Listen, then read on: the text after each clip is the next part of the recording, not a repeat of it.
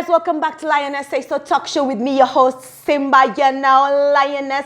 Guys, thank you so much for tuning in, and it's such a pleasure, man, to host such an amazing guy. Yani, I don't even want to tell you guys his name. I want him to introduce himself, and then we can continue. Welcome so much, sir, to the show. Thank you so much, and thank you for hosting me today. I'm Gaya Mandela, or the blind billionaire. The blind billionaire. Absolutely. Hey, this guy got money, eh? Yo, that's amazing. That's amazing, man. Gaya, just tell us a little bit about you, and you know, just walk us through, like, personally who you are. Right. Yeah. You want to know where I was born? All that, tell us kindly. All right. Well, I was just born here in Kenya. And grew up pretty much in Kenya. Basically in Nyanza province, a place called Kindube. Kindube? Yes. Oh my goodness, you know my stepfather is from Kindube. Oh wow. Okay, That's a place where when our girls get married, they never stay in their marriages. They have to come back. Oh really? It's a nice place. Really? Yeah, that's amazing. Really nice place. They have to visit every now and then. Yeah, so that was me, and I went to school, primary school in Kisumu, and another one in Thika High School, and I've gone to, now university is now the complicated part, because I went to many different universities.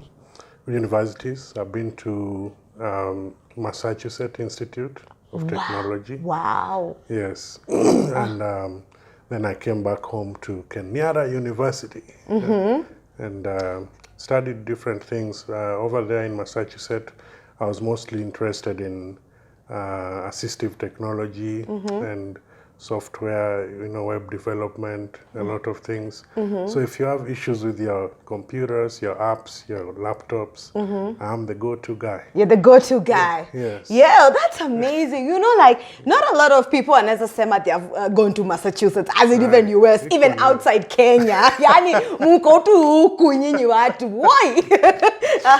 Tell us, how did that opportunity arise? You know, a boy from Nyanza going to the USA. I mean, how did that come about? Yeah, I think I went pretty much fast in my introduction. How it came about, the opportunity. When I was a young boy, around 7 years old, that's when my father passed on. Oh, and, sorry. Yeah, he was actually murdered. It was a mysterious kind of death. Oh my God. And at that time, my mom turned out to be the chief suspect over his murder. So she was arrested, went to prison for several years. And at that time now, we were left to chase the wind, literally. Yeah. So I was there at the school for the blind in Nyanza. And then there's this couple that came about as, you know, missionaries from Hawaii, all the way from the United States. Wow. Yeah, and out of all the students, I was the one that turned out to be their friend.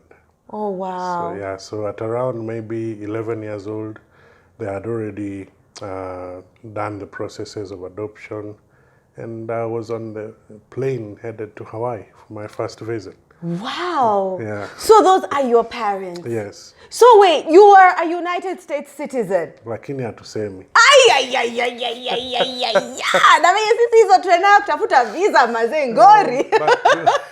Yeah, wow, that's amazing. That's amazing. Right. Wow. So how was your experience now? Let us jump now when you got to Hawaii. I mean, how was it? I know it's an island. How was it there? You know, like, this is a whole new environment for you, right? Like, huku si Kenya, you're not in Nyanza no more. Oh, no. Yeah. So how was that? How was that for you? The first experience was crazy because first when I was told that these people are coming for me, I was first really skeptical about it because these are new people, you know, these are not your family that you're used to, and you're going to eat new foods. We used to hear stories of, you know, them eating frogs and what. You know, when we were Really? I think uko ni Asia. Those were stories at that time. When we were growing up, you could hear that, you know, wazungu wanakula frogs and what. So I'm like, hey, am I gonna eat that, man? You know? Yeah. So I refused and said, no, I'm not gonna go. So I was really convinced. I was crying, but finally I went. So The first week, I was just locked up in a place they gave me. They told me, this is your room. So I'm like there just worried, thinking about what excuse am I going to give in order to go back to Nairobi or to Kenya, you know. Hey, that's interesting. Yeah, that's the first week. So they lured me with, you know, do you need a radio? Oh, yes, I need a radio. They bring me a radio and some earphones. I'm like, wow, these people know I love music. So after some time, I'm like, oh, this is the best place. Yeah. So I don't even want to hear anything to do with Kisumu, anything. Yeah. Kindu Bay, no. Yeah. You are like, wewe kaeni nyumbani. Don't call me. In fact, I will not call you. I forget about Kenya. Yeah. But at that time, it was just, you know, on and off, because I could still come back to school here and in the universities when I went there to study. Wow. Yeah. Wow, that's amazing. That's amazing. So tell us, okay, you're visually impaired, yeah? Right. So were you born like this, or is it something that happened when you were young? Or maybe you can walk us through that. That's a pretty good question. Yeah. I was born seeing as far more than you can see. Oh, wow. Wow. Yeah, so I was seeing pretty well. But I had a growth, kind of a growth that developed on one of the eyeballs. And that growth burst over time. Okay. Yeah, at first they went to the doctors, they wanted to pull it out, but the doctors said it's quite hard to pull out. So I had to wait for 5 years in order to remove it. So when I went back after those 5 years, they said it was already so mature, so they should just let it, you know, maybe do whatever it wants to do after some time. Yeah. So that's when it now burst, and one eye started losing sight gradually, and after a while it was off completely. So you see, these eyes are always sympathetic to each other. Yeah. So when one disappeared, it affected the other one slowly. Okay. And that's how I turned completely blind. So you can't see anything? Not even a ray of light, nor darkness. Okay. Yeah, some people think we see darkness all the time. Yeah. No, we don't even see darkness. Yeah. So now, this is just another question. How old were you when you lost your sight? About 5 years old. 5 years old. Right. Yeah. Yeah. Oh, okay. And how did that affect you as a kid growing up? Because that's the most adventurous time of a young boy. You know, you're all over the place. How did that affect you? And how did it affect your parents, if you can remember? Yeah, I love how you called it adventurous. Because, you know, when you are born blind or you are born with a disability, it's called congenital, something you're born with. Yeah. But when it comes, when you're growing up, it's adventurous. Adventurous. That means, yeah, it's an adventurous type of disability. Meaning you have to adjust and accept, and then maybe advance, go on with your life. But now, at that time, I was pretty young personally.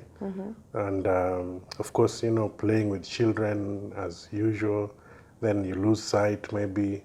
Like I remember at that time, my mom tells me of a story of when I came back home complaining of some fever, headache, and then the next day I wasn't seeing. So really playing for some time, you know, shifted. I wasn't as active as I was with my fellow children. Then maybe after a month or so, because my dad was a really, my dad really knew how to handle me, I could say. So he brought me back to play with children again, and I was just running around, going to the lake, getting into the waters and all that. Yeah. So that was really nice of him. Yeah. So you pretty much had a normal childhood. Absolutely. With or without your sight. Yeah, no discrimination. Yeah. I wouldn't say that, you know, either of my parents or relatives discriminated. No, it was really inclusive. Yeah. Wow. That's really, oh my God, that's really inspiring. You know, you didn't let your disability bring you down. Right. You've enjoyed life just like the rest of us. To the fullest. Hey, sawa basi. So I just have to ask you a very personal question. You're a handsome man. I can see everything. You have swag, the t-shirt, the pants. Hey, the guy looks good. And then he's wearing the shades. Yeah. So how is your dating life as we are speaking? How is it going? Because you're a good-looking man. Everything looks good. So tell us more about that.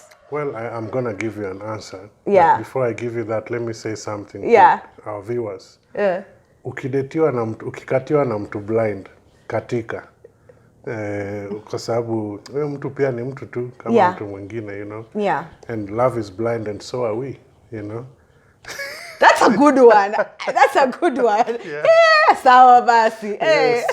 Yeah. So for me, I've had a normal experience like any other man in this city. You know, people unakatia mtu labda amekukataa, si sababu hauoni, just for their own reasons. Yeah. You know, some people would say, oh, unanikataa sababu mimi ni blind. No, rusha mistari bana. Yeah, manze. Hey. Exactly. So nimekataliwa, nimekubaliwa. But at the moment, kitu inaiva. Though hakuna mtu amechukua my last name as at now. Yeah. But soon, yeah, mambo yatachemka. Yeah. Yes. Okay. So this is another question, a follow-up. Do you know what kind of women you like? Do you know do you have a type? Right. You know, ukiguza huyu ni mrefu, huyu ni mnono, kuna tukonde. You know, there are big ones like me. Yeah. So what is your type of women? I really know actually when I meet someone and we interact, I can really tell you how they look like or their body figure and all that. Really? Yeah. So, tell me how I look like. Unataka nikwambie? Yeah, tell me. Gaya Mandela. If what Simba will put you on the spot. Okay. Acha niseme. Let's start with your height. You're not so tall. Uko tu hapo katikati. And then you're not as big as you're trying to describe. Okay. Yeah, but you are big at the right places, maybe. Where? It's getting hot in here. Acha tuachie hapo. Your skin complexion, rangi ya thao. Rangi ya thao. Kabisa. Uko hapo katikati. You're, how would you say? Chocolate? Chocolate? Ama hebu sijagesi vizuri. Hapo, no, I'm light. Tukikaa siku mbili tatu ndio nitajua vizuri. Utajua vizuri? Kwanza hata sijakuguza mkono. Oh really? You can touch me. I just shook your hand. Oh yeah, you can touch me. Hii sasa ni light kweli. This guy. I like him. You're so enthusiastic, you know, and this is so, you know, this is admirable. I like that. Right. Yeah. Now let us talk about now the fact that, of course, with your disability, do you need help in your house, or nani anakufulianga nguo, nani anakupikianga? I mean, maybe you can walk us through that, like your daily life. Yeah. Mimi ni ule msee. When you live. Okay. When I always love to be independent. And I tell myself that my wife and children will be the luckiest people in the world. Because I'll sometimes be cooking for them and doing certain things. So, siwezi achwa na watoto nishindwe kuwaeka chonjo. Wow. So, okay. So what I do, most of the things you learned through seeing. That's the fact. When you see someone doing something, you copy, you learn from that. So for us who are blind or visually impaired, when you're growing up, you are taught some daily living skills, like, mopping, washing clothes, cooking, by force, whether you like it or not. Yeah. So at that time you think that, teachers are punishing you. But when you're out here in the world, you don't have a special world. So out here, labda umerent nyumba mahali. If you don't have those skills, you have to depend on people all the time. Yeah. Ati sijui nguo imeng'ara, sijui nyumba, But when you can do them on your own, people will even come to you. They want to be your friend. Yeah. They want to know you more. Like, how do you do this? Nasikia harufu tamu hapo. Uko na mgeni leo anakupikia. No, I'm the one cooking. They want to taste your food.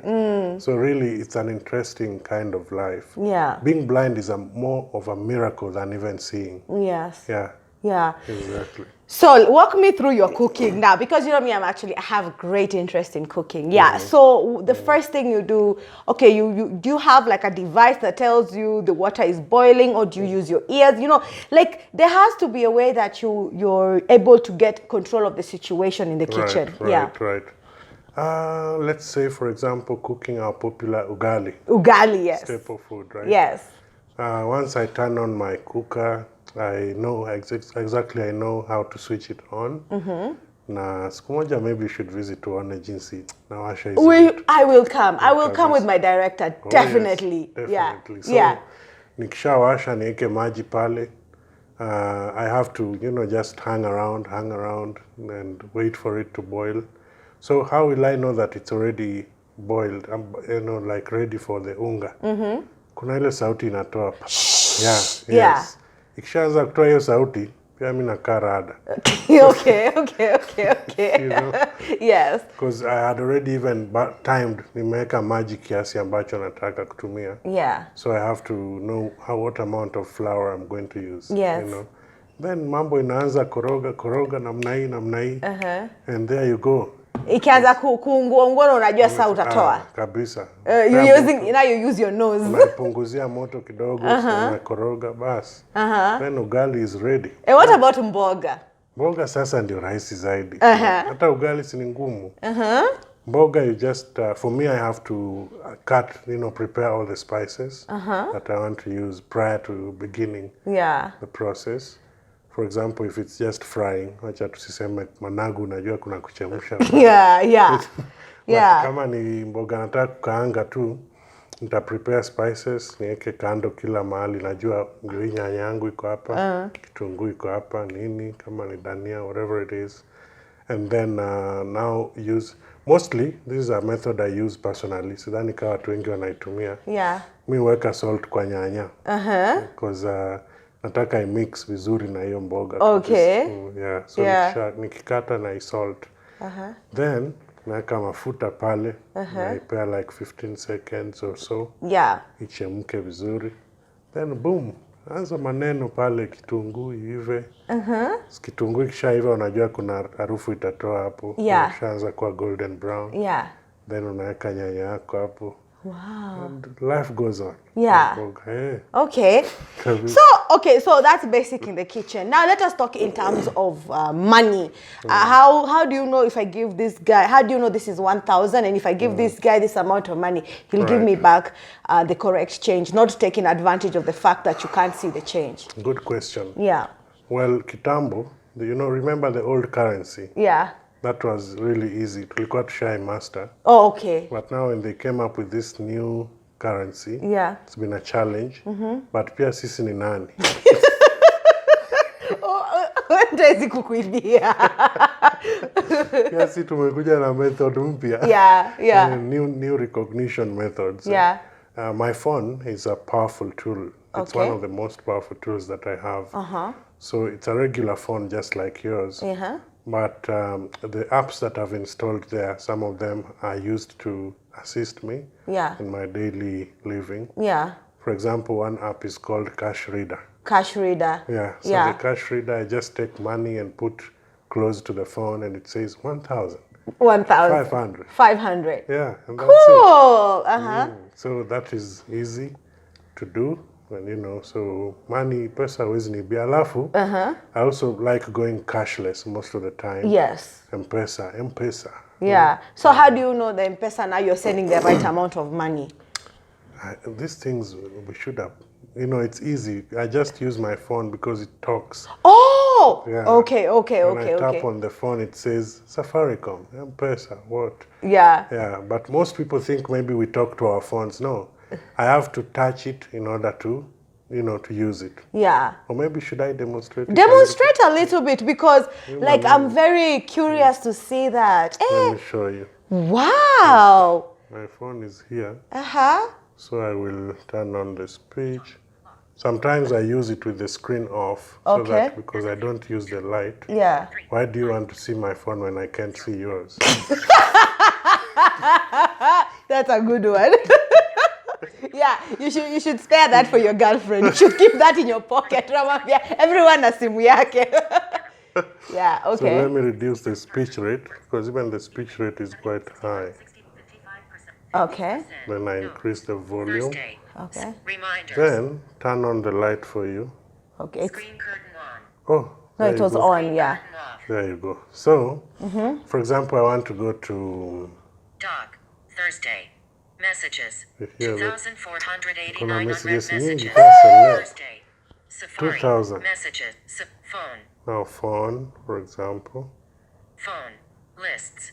Back button. I was Tab looking bar. for someone Selected. there. Keypad. Keypad, for Selected. example. Keypad. You see there? Tab. Now, if I want to call someone, I know the keypad 0. 8 0 0 7 7 See that? 1 1 I'm just pressing on some numbers randomly. 5 5 You see? Yeah. So it's really easy. Oh, Hata kutuma wow. pesa ni rahisi. Dog. Hata Thursday. WhatsApp niko pale na chat mbaya mbuka. What's up? Oh Yes. my goodness. WhatsApp, Twitter, X. It's now called X. X, right? yeah, yeah. Pale. Wow, wow. Right. That is so impressive. You know, now I can see how you are completely self-sufficient. Right. Literally. So, okay, now let's now go to the places. Now, let's say, for example, you have a meeting somewhere, let's say in town. Yeah. How do you now go about now just, you know, like commuting? Great, How do you great. get there? Hey, you have really amazing questions. Ah! Thank you. Now, there are many ways through which I can navigate my way. Okay. Wakati niko kwa ile state inaitwa Minnesota. Yeah. Wakati nimesota. What I do, I just use a matatu. But that's a little bit tricky because I have to maybe walk from where I stay to the stage. That would mean I look na hijack tu mtu anatembea hapo hata soja. Anambia boss ni aje uko busy? Twende nifikisha hapa stage. Yeah. Nipande mat. Ataambia mtu amshikia hapo kazi na tunaenda, you know. Yeah. So nikishapanda matatu, I also have to be, but whether I like it or not, I have to be social with the one who is seated next to me. Yeah. Nimwambie ni aje, hii jua imeamua kuwaka. Hey, you know what? Oh, Kishafika huko katikati, I'm like, naenda huku Kencom, kupanda gari za Gaya, unaweza nisaidia, you know. Like, no problem, because mmeshapiga story. Yeah. You know. Yeah. Akisha kurusha hapo. So ni hivyo tu. You get people, you meet them. I'm sure I've been guided by even, you know, robbers, but they did nothing to me. Oh, yeah. Yeah. Ushawapigisha story hapo. That's the first method. The second one is the use of taxi. Yeah. Uber apps, Uber, Bolt, you know. They're always on our phones. Now that you've seen my phone is really accessible. Yeah. I can just hail a taxi and jump on it, and the driver will take me to my destination and even guide me to the floor where I'm going. Yeah. That Uber seems much. It seems more, you know, helpful. You know, like at least that one you don't have to like kwenda Tao, and you know how Tao is chaotic. Do you have the stick? Yes, I do, but I don't love using it. It's funny, but yes, sometimes I use it. You know, it's just for identification. Yeah. When you look at it, you say, this guy is blind. Yeah. But sasa hiyo GT. Yeah. I mean, I really love the fact that I'm blind. You know, someone would think I've not accepted. Yeah. But I mean, people are there to help you almost all the time. Yes. So I'll just use the stick when I'm all alone. Yeah. Probably. Yeah. And how old are you? I'm 29. 29! Hey, bado kijana mdogo! Hey! Billionaire mdogo. Billionaire mdogo! Yeah. And what made you come back to Kenya instead of like maybe settling in the States? Like how so many people want to go to the States, ni kama sijui. Uko kuna gold zinaanguka kutoka kwa mti hatuelewi. Yeah. So what made you come back home? Wacha niseme hiyo kwa Kiswahili. Yeah. Wanaweza nisikia. Yeah. What happened? After high school, nimekaa pale Hawaii pole. Nimeenda kutembea, then kidogo huyo babangu akasema tunataka uende Bible College kwa mchungaji. Ai, ngori. Nikafikiria namna hii. Wewe ukwe mchungaji au ukwe wale wakatho? Mchungaji halisi. Na nifunguliwe kanisa ni collect tithe. Niko nadhani ile ya katho. Ile hakuna wanawake, hakuna kitu. Wewe, hiyo hapana. So, mimi nikamwambia mzae acha nimalize hii course nafanya kwanza. Then hiyo maneno tutaona. Kumaliza course, mama akaniambia follow your heart. Do what you want to do. If you want to be a diplomat or a project manager or a technology, just do what you gotta do. And I told her, I want to go back home. at least ni reflect kwanza. Yeah. Ninataka kufanya. So when I came here, opportunities are knocking from all over. Nikazishika kidogo. But bado huwa naenda huko karibu maybe mara moja kwa mwaka. At least ndio wanaweza revoke nini uraia wangu ba. So lazima uende. Yeah, and bado wako hai? Wako kabisa. Wako kabisa. Yeah, so ulitoka huko juu hataki kuwa pasi. Na si ati sijaokoka wadau. We did not judge. What now you say? Anasema we did not judge. You know, it's always good to follow your heart. Kuwa mchungaji ni mwito. You don't just go to school at unataka kuwa mchungaji. Ni kitu calling. Yeah. Ni calling. Course, right. Yeah. Hata yeye alielewa afterwards. Yeah. Aliniomba msamaha kwa sababu ya kujaribu kuniforce. Yeah. And sasa readjusting your life when you came back to Kenya. How was that? My goodness. What? Just say oh my. Oh my. Yani, ile jua inakucharaza kwanza. Jua, mimi nimezoea kukaa kwa room yangu hapo. Naamka sijui apple, sijui banana. Naambiwa are we going shopping? Sijui we're going for lunch with who? Dinner. Nawasili hapa bana. Vumbi. Na kelele ya mat. Yeah. Kwanza nilikuja nikaingia kwanza kwa slum ingine mbovu. Wapi huko? Ai. Huko Kisumu bana. Place nyingine inaitwa Nyalenda. Watu wa Nyalenda kama mna watch, huyu ni mtu wenu tu. Yaani huko nimeingia hapo bana. Kwanza nyumba nilipata ya kwanza ilikuwa ya 1500. But si kuingia hapo nilijiambia hata kama nimesota aje. Cause lu naenda bana miti imemea ndani ya lu. Bana. Forest upcoming bana. Sema hii hapana. Yeah. So I looked for another one. But it was quite hard. Yeah. Ugali kwanza inanikalia vitu zingine tu. So yeah. But ndio hawa sisi tu. Because I know so many people wenye wanarudingi home, especially after a long time, like hata wanapotea njia, hawakumbuki anything about our culture, yani wanapata na culture shock. Kwa mtu wangu, home is best. Yeah. That's interesting. So, kwani ulirudi Kenya bila do bro? Rada. Hiyo ndio nimekuja kwa akili yangu. Sasa nilianza from zero. Mimi nililipiwa ticket, nikapanga suitcase, ingizwa kwa airport pale Honolulu International Airport, anguka Dallas, London, Nairobi. Na pesa kidogo tu ya kusurvive namna hii. Wacha tu. Mwanangu ndiko umeadaptiwa na watu weusi. Ni aje rada? Story nitaambia watu siku moja. Wazunye utabokea watu rada. Watu wa Hawaii bwana ni mali ngumu.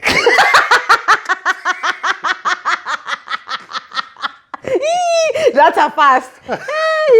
Mtu wangu. Lakini ni sawa. Hili maneno tumezoea, unajua. Yeah. So, and when you were back in Hawaii, were you dating? Did you meet young girls from there? Yes. Did you make friends, with other people there? I mean, how was your social life now hapo? Na mrembo niliwahi date pale Mexicana. Mrembo señorita. Nakwambia. Lakini wacha tu bana. Yaani nilirudi Kenya nikachoma bet. Why? Señorita akaenda sasa hata aliolewa. It's okay. But it's life. Hata hapa Kanairo. Kutana na warembo. Ni story tutasema siku moja. Yeah, but do you meet women who are trying to take advantage of you? Absolutely. I mean, and how do you notice that this woman ain't right? No doubt. I meet them. Sometimes unapata mtu ako, yani amekupenda hadi sijui amekublind na mimi ni blind tayari. So mapenzi inanoga tu, but now there are few things you get to notice about someone. Unajua huyu mtu hapana, rada yake si yangu ba. Labda mtu hata which example can I give? You see, like mtu kama mimi, I need to have someone who is ready to maybe come check on me, niko aje. Much as I'm independent, kuna vitu wenyewe unahitaji mtu anisaidie. Yeah. Like say I've received which example? Like a mail, a letter. na ni ya print. Unajua Yeah, naweza taka it's mtu true. anisomee. Yeah. Ama there's some money deal nataka kusign check fulani. Yeah. I only need a really serious confidant to read all that and sign. Or there's some, contract I'm reading Yes. and I need to sign. Yeah. So I need someone mwenye kweli anajua akisign amejisainia pia yeye. Yeah. Yeah. So when you get a person who is not available as much, unagundua huyu mtu Anataka kukuja kama check iko cashed. huyu ako na rada yake. Yeah, it's true. But and are you in organizations in Kenya that deal with the visually impaired? Are you getting deals? And how are you making? First of all, that's my question. Before I even ask him about how are you making a living for yourself? Like how are you paying your rent, your food, swag? Na pane Louis Vuitton. Louis Vuitton. Louis Vuitton. Yeah. Yeah. How are you making a living for yourself? I do pretty much a lot of things. When I was growing up, actually, my dad, the Mzungu guy, taught me a lot of things. Aliniambia, make sure you know a little about a lot, not a lot about a little. So I really know a little about a lot, and I try to apply them everywhere. So I'm into writing. I'm an author. I can write for you a book about Simba mwenyewe. Simba, wow, yeah. There's a twanga kitabu pale. Kabisa. Yeah, so I write, I proofread even from media houses like The Standard and all that. Sometimes I go for those, panel. Siku moja utaniona ukiwatch. Labda umewahi niona na ni wenye wako nanijua. It's okay. Lakini watu ni kujuana. Namna hii. Yeah. So I go for those talk shows, debates and all that. And I'm into organizations as well. I have my own organization called Pishon Africa. At Pishon Africa, we ensure that, we try to advocate for the rights of persons who are disabled. Yes. To make sure they're independent economically, socially, politically. Yeah. Na hizo vitu zote spiritually, even lovically, kwa mapenzi. Yeah, wow. Yeah, so there's a lot going on right now, yeah. I also work with the UN as a language interpreter. Wow. I speak about 7 international languages. Wow. Lakini siringi bado. Uringi? Hey. Which languages do you speak? Tell us. I speak English. Swahili is also international now. Of course. French. Ooh, oui. Oui, bonjour, c'est ça. Yangu imefika hapo. Inafikanga oui. I speak Spanish. Oui, ¿cómo estás, señorita? ¿Cómo estás, señorita? And another one I speak it goes, "Watamentsushi." Which one is that? Mandarin? Yeah. Ooh. Okay. Yeah, and of course Portuguese. So once you speak Spanish, Portuguese just comes. Yes. And Italiano, they'll just come automatically. Wow. Wow. Yes. And all this, you went to school for that or self-taught? French, I went to school. But Spanish, hizo takataka zote, hizo ni interest too. Yeah, interest. Yeah. Wow. Right. That's amazing. Wow. Yeah. So and now tell us about your organization. Maybe you can now walk us through that. What is it all about? Maybe walk us a bit more intimate details about it. About Pishon Africa. Pishon Africa. Now, Pishon Africa was started by me and a friend of mine. I call her my best friend. Na tulikubaliana hatuwezi katiana hata turudi in the new life. Yes. Sababu venye tunapendana inashinda venye watu wenye wanadatiana wanapendana. Ni watu. Yes, okay. So, sawa. We cannot make to be couples. Yeah. So she and I started that organization. And about maybe 2018 hapo ama 2019. And it's the name Pishon we derived from the Bible. I know you may be wondering. Pishon is a river that was flowing in the Garden of Eden. It's a place that was full of gold and ilikuwa na flow kwa river fulani hapo. So the river Pishon. Hiyo river ndio inaitwa Pishon. Yeah. So we are flowing with gold, trying to touch and change lives. Yes. Absolutely. Not only the disabled, but even those who are less fortunate. Yes.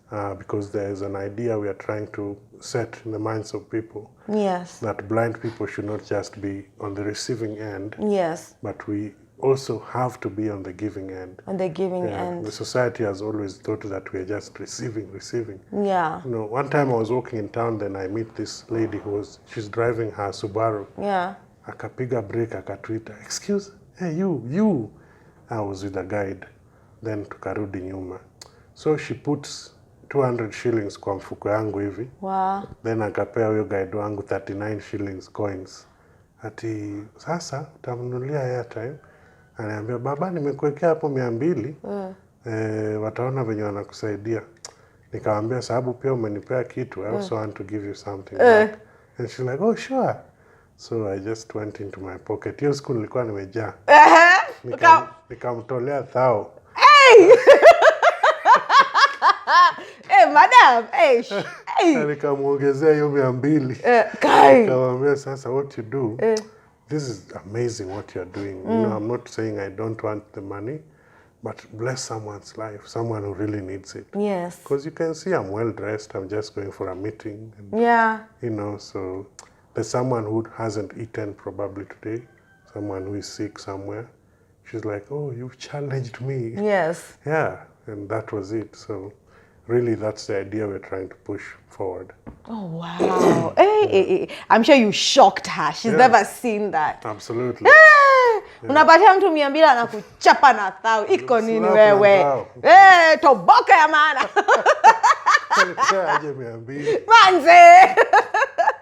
Yeah, I like that, you know. And if you are, you know, like if, let's say now, like you are self-sufficient, and probably there's a visually impaired person there who is like maybe listening to what we're talking about. What encouragement would you give them? Maybe anafeel ni kama sasa mimi hii maisha sijui nitaanzia wapi, how will I do this? Maybe mainly for adults, maybe young children. What would you tell them as a big brother, you know, as cameraman? Thank you. Yako mbele yako. Okay. Let me face the camera. Yeah! Namnai. Yeah. The first point I want to say is that being blind is not being blinded. Okay? You're just blind but not blinded. To mean, you can't see with your physical eyes, but you can have a vision beyond, you know, today. You can have a future. And mostly I love to speak to parents or guardians or relatives or friends or associates of those who are blind, you know. If you have a blind son or a blind daughter, a blind friend, a blind colleague, why do you lock their potential, you know? Let them go out there, explore their abilities and shine and make you proud. So you are the ones to enable the environment for them. Otherwise they will remain disabled. That's all I can say. Wow, that's powerful. Oh, I like that. Go tell your story. I'm right here. Yo, go tell your story. That was so powerful. I like that. Right. Yeah, wow. And then now tell us about your hobbies. Kabisa. Yeah, what do you like doing apart now from now working and cooking? What do you like doing? I love going out and visiting people, like say the prisoners, people in hospital, like I told you.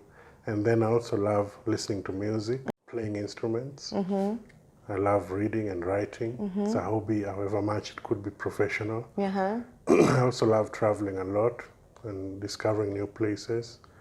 I love going out kwa mahoteli kama Java, Safari Park. Yes. Omera, what is? Radisson Blue. Hey! Mahoteli tu. Yani zile za kifahari. Zile, hizi vitu ingia tu hata kaa una pesa. Ingia tu uombe hata juice. Manzi. Kunywe juice ya 800. At least utoe vumbi ya ghetto, bro. Hey! Enda pale Villa Rosa waambie, yes, how much is your apple juice?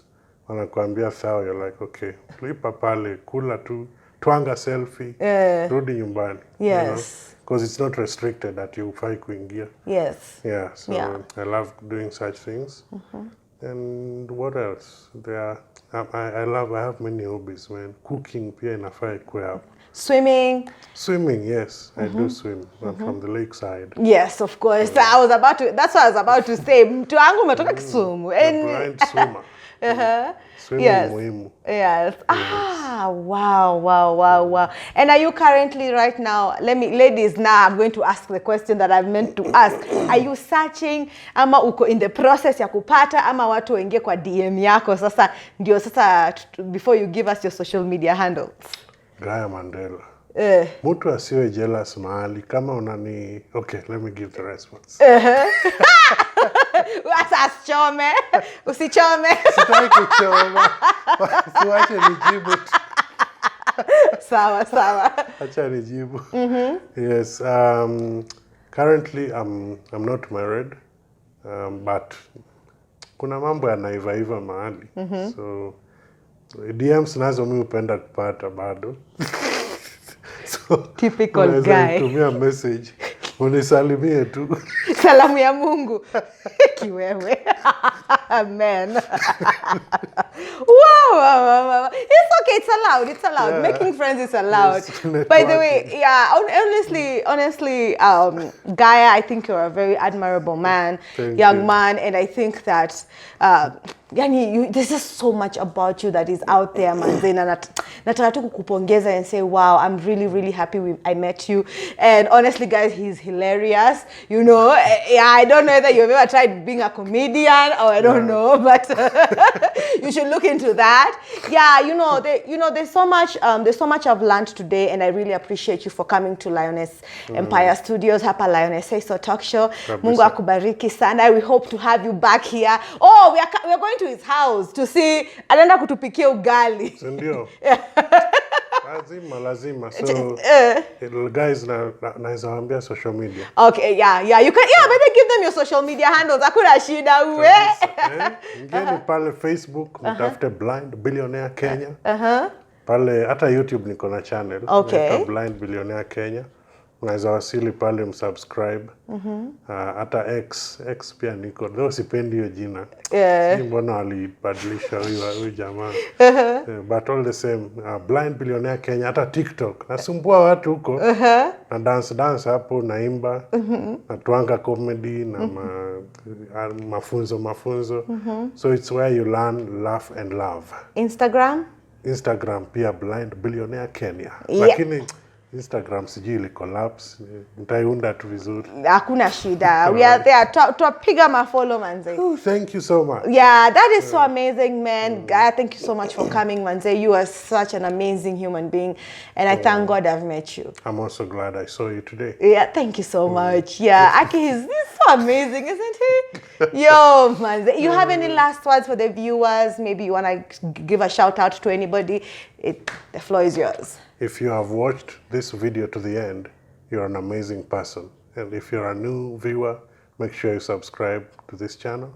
And if you're a returning subscriber, congratulations. Keep it locked there. Yeah. Thank you so much. Yo, man, that is so amazing. That is so amazing. Yeah. Right.